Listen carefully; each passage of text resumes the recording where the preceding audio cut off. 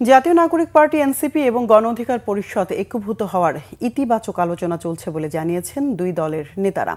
এনসিপির আহ্বায়ক নাহিদ ইসলাম বলেছেন স্বৈরাচার বিরোধী আন্দোলনে ভূমিকা রাখা এই দুটি দল একত্রিত হওয়ার আলোচনা অনেক দূরে গিয়েছে। আর গণ অধিকার পরিষদের সাধারণ সম্পাদক জানিয়েছেন নিজ দলের বিলুপ্তির বিপক্ষে অবস্থান এবং সভাপতির পদ নিয়ে মীমাংসার উপরে নির্ভর করছে একীভূত হবার প্রক্রিয়া। এদিকে জামাতের সেক্রেটারি জেনারেল অধ্যাপক মিয়া গোলাম পারওয়ার বলেছেন নির্বাচনের সময় যত ঘনিয়ে আসবে রাজনৈতিক মেরুকরণের বিষয়গুলো আরও বেশি স্পষ্ট হবে।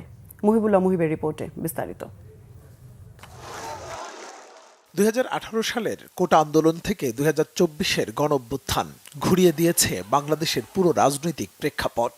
আর এমন প্রেক্ষাপটে জন্ম নেয়া রাজনৈতিক দল গণ অধিকার পরিষদ এবং জাতীয় নাগরিক পার্টি এনসিপি।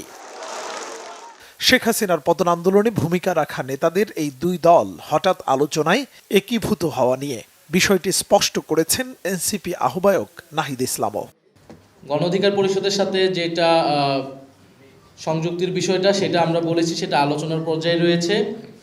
সে বিষয়ে কোনো সিদ্ধান্ত হলে আমরা আনুষ্ঠানিকভাবে আপনাদেরকে জানাবো। তবে গণ অধিকার পরিষদ নেতারা বললেন এই দুই দল যাতে একীভূত হতে না পারে সেজন্য অন্তর্বর্তী সরকারের ভেতরে বাইরে চলছে নানা চক্রান্ত।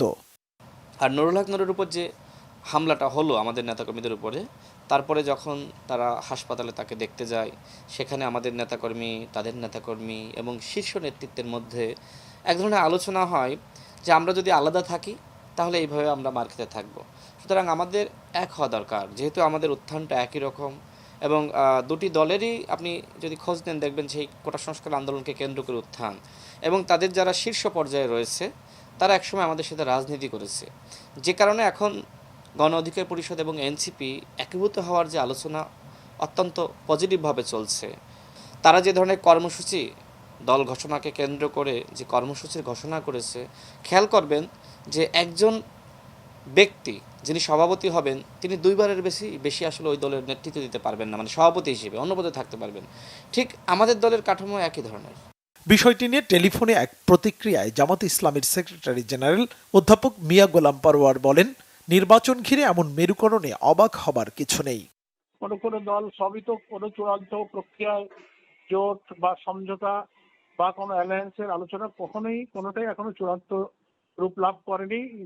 আভ্যন্তরীণভাবে সব দলই সবার সঙ্গে আলাপ আলোচনা চলছে। কোনো দল তাদের আভ্যন্তরীণ নানান পলিসিতে নিজেদের মধ্যে একটু আলোচনা করার জন্য সময় নিচ্ছে। একটা সময় আসতে হয়তো আরো একটু পরিষ্কার হবে কে কোন দিকে যাচ্ছে। এটা এখনো চূড়ান্ত হয়নি। তবে আগামী নির্বাচনে কে কোন প্রক্রিয়ায় অংশ নেবে তা স্পষ্ট হতে আরো সময় লাগবে বলে মনে করেন জামাতের এই নেতা। মুহিবুল্লাহ মুহিব, বাংলা ভিশন, ঢাকা।